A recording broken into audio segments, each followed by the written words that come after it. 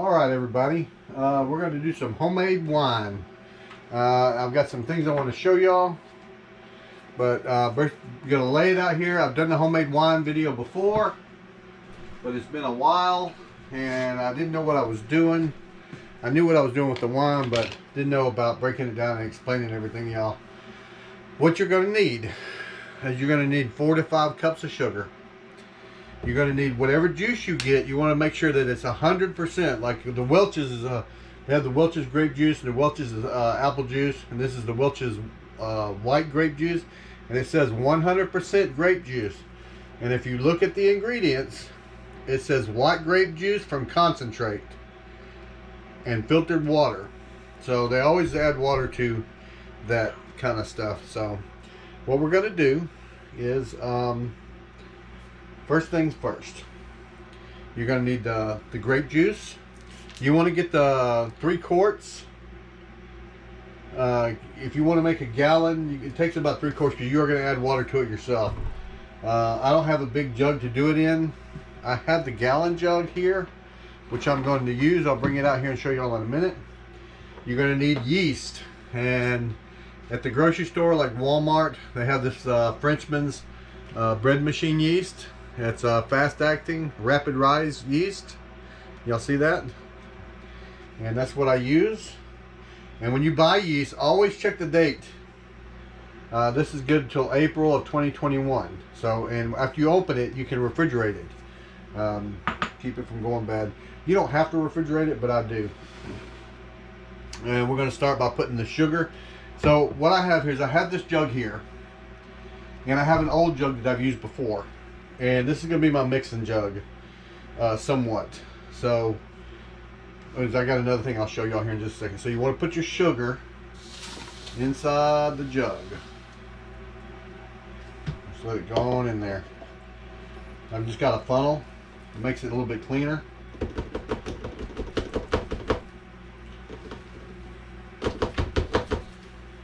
What I did, this is one of those Dollar Tree funnels you get for $1. Well, there's actually a whole set of them for $1. 3 different sizes. This is the biggest. This was the biggest one. And Teresa cut the end of it off, so the hole is bigger. So that was 2 cups of sugar. I'm going to add 2 more cups of sugar. So we're going to do 4 cups. I've done as much as 5 cups. It just makes the wine a little bit sweeter. So there's the other. Just pour it in here.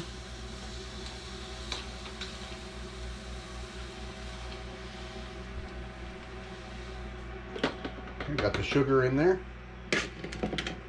And I'm going to use this funnel again. See, that took up half of the jug. So you know we're not going to be able to get this whole thing in here because they're the same size. But we will. That's why I got another deal here to go with it. I think that's too much sugar. It always seems like it's too much sugar, but it always turns out fine. We're going to pour that in there. You want to give yourself enough room, just like that, because you want to mix that sugar up with that liquid as best as you can in this container. Now,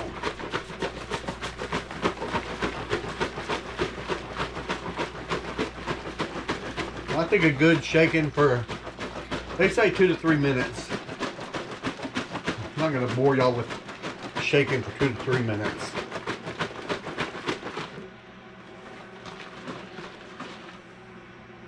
Alright, then what I'll do is I have this other jug with my apparatus on it, which I will show y'all and explain y'all how I do this. And I will pour this other juice in the gallon jug.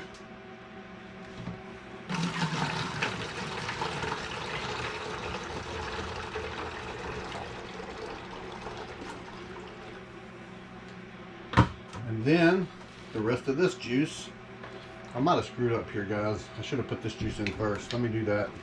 I'll explain why, because you don't want to overfill your jug.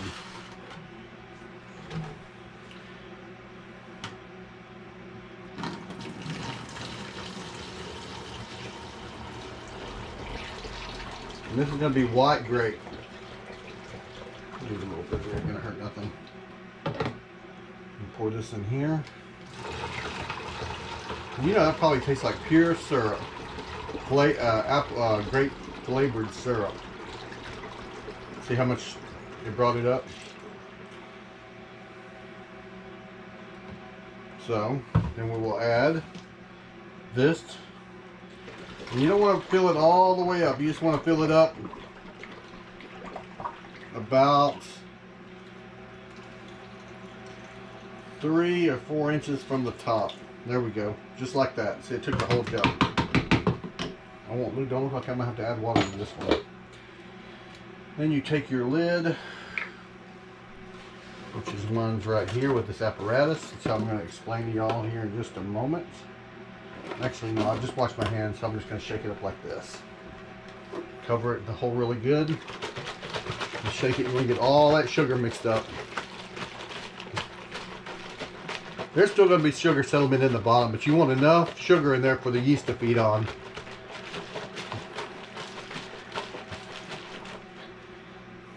Okay, there we go. And then we're going to take 1 teaspoon of active yeast and just put it in there.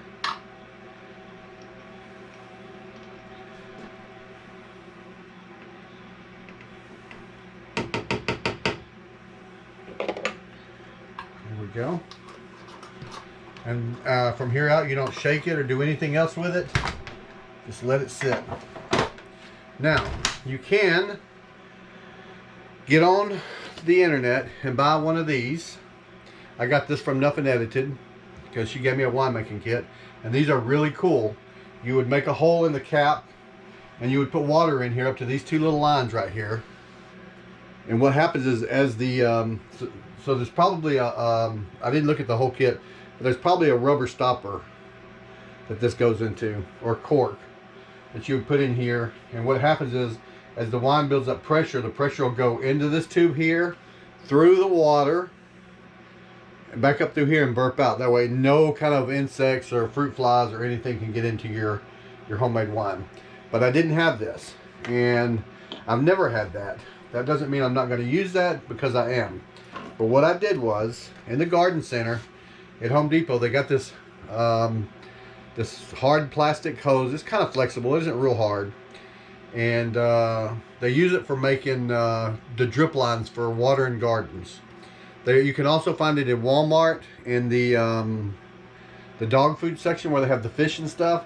The clear hose that they have for the aerators and the fish tanks, you can use that as well. Really cheap. You got I think it's like 10 or 15 foot of hose for $1 something.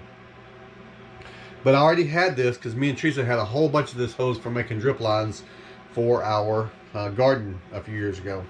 And this is the cap that goes on here.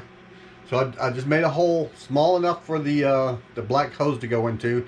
You don't want the hose to get into your wine, because the only thing that's coming through here is air. And then I have this hose is going to go down into this bottle, and it's going to be under the water. So I'll bring the water level up so that this hose is under the water. And I made another little bitty hose. You can see it right there, coming up right there. So what happens is this, as the wine makes, it'll burp through the water and then vent through this hose here. There's several ways you can do it. You can use a balloon, which is the easiest method. Nothing gets in, nothing gets burped. If you remember when we were kids, they had those big, I call them bopping balloons. You blow them up and have a rubber band on it, and you boom, boom, boom, boom. They're real big, gigantic balloons. See, I just put a little bit of water in there. This hose is going to go into the water, just like that.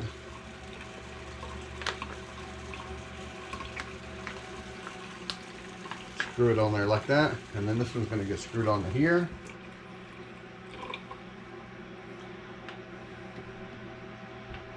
You want this to be nice and tight. But what I was saying was about the balloons. You can buy those balloons and open it up with your hand and put it around the rim of your wine jug. And then you'll take the rubber band that you use for bopping and tie it around the balloon so it makes like a clamp that holds the balloon on. I don't think that the balloon would come off of this because it's already so tight, but you don't want to take any chances. And what happens, that balloon will get really big, and you better buy 2 of them because every once in a while that balloon will pop. I've never had one pop, but a friend of mine had his pop. And the balloon will get really big, and as the balloon starts shrinking down, it'll be almost all the way down, or maybe just a little ball. Your wine is ready. And same way with here. So what I'm going to do here is this wine will start fermenting with this yeast on top of it. Now the yeast is out of the refrigerator, so it's probably really cold. The yeast is living organism, so it's probably chilly and not active yet. I can just now starting to see the bubbles come around the edge of the wine jug here. Let me show y'all. You see that white line? That is the yeast starting to make. And here in about maybe 15 or 20 minutes or so, it'll start burping through that water right there and then venting out that cap right there. And that is going to take about 2-3 weeks, maybe a month, 3 weeks to ferment. I'll get this one going. I also have wine bottles to put in this. See, there's a little bit of sugar left in here, not very much, but there's still enough sugar in here because it was a lot of sugar to get the fermentation going.